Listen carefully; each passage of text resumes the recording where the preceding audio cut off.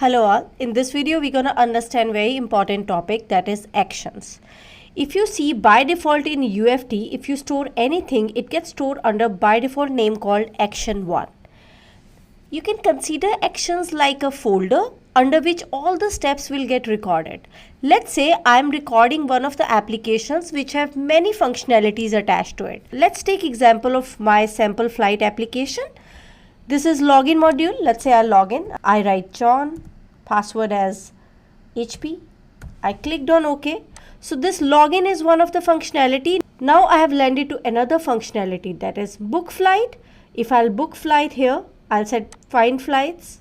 I'm selecting flights. Now here I'll get the details of flight. I'm entering something here. I clicked on order.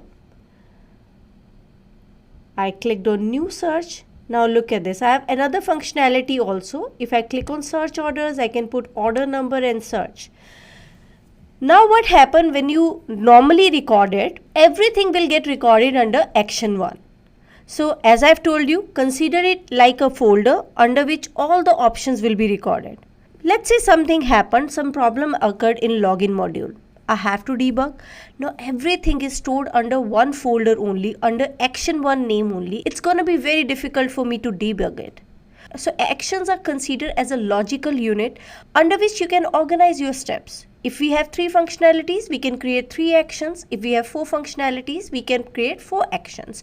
So we can manage our steps in a proper way if we are creating actions. If you are recording everything in action 1, which is provided to you by UFT by default, then there will be a lot of confusion, and in future if you want to use recording of particular module, for example I want to use recording of only search orders, it's going to be very difficult for me to differentiate it. You can consider it like that you are creating different folders for different functionalities, and if I want to look into one functionality, I have to just go to that folder and I can search it, I can change it, I can use it. But if I'm storing everything under one, it's very difficult for me to organize and debug it. So guys, let's see how to organize actions, how to use actions. First of all, let's create a new test case. I'm naming it as action tests. Look at this. If I'm just writing action, it's showing me the red color. That means it is a reserved word. You cannot use it. So I'm writing action underscore test. Click on add. I'll start recording it. So I'm going to start with login module. First we'll go to record and run settings. Add that application.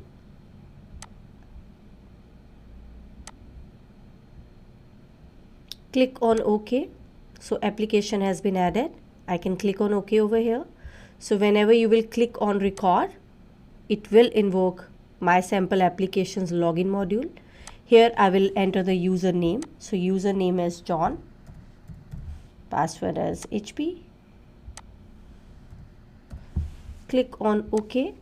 Now this is a new functionality. If you want to organize it, you can call to new action. In order to call to new action, you can click on this option over here.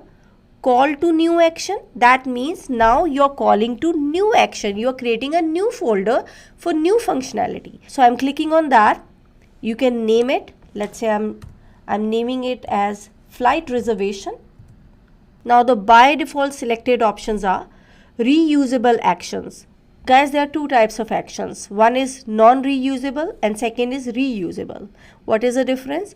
Reusable action means that this action I can use, this recording I can use in other test cases also. So if I've recorded it once, I can use it in another test cases also. But if it is non-reusable, that means I cannot use it in other test cases. It can be used only once and in the same test case in which I have recorded it. So we cannot reuse it. This is 2 options over here. Location at the end of the test or after the current step. Right now we are keeping it same because it will get appended over here. I'll click on OK. Start capturing this.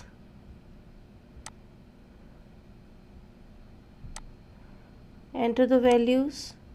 Same way as I'm choosing this, I'll click on select flights. Enter the name of passenger and click on order. Click on new search and I'll stop recording. Now look at this. 2 actions has been created, action flight reservation and action 1. In action 1, I have recording for login module, and in flight reservation, I have a recording for reserving a ticket, for booking a ticket. So guys, this is how you can use call to new action option and organize the recording in a better way. So now let's say I want to change name of this action 1 also. I want to type it as login module or login. So first of all, your Solution Explorer should be open in that case. I'll go to View, Solution Explorer, and look at this action over here. I'll right click on it, go to Rename, and here you can change its name. Let's say I want to name it as Login. So I will keep it as Login over here. And that's it. So this is reusable action and therefore may be called by other tests. So guys, as I was telling you, reusable means it can be used by other test cases. Renaming it might cause other test cases calling it to fail. Are you sure you want to rename this action? So let's say if I rename it and other actions are using it, it might fail. Right now, none of the test cases using it. I have not used it anywhere, so I can rename it. I click on yes and the action got renamed. So this is how you can call to new action and you can rename already existing action. So that's all for this video. In next video, we will understand how to call existing action and call copy to new. Thanks for now.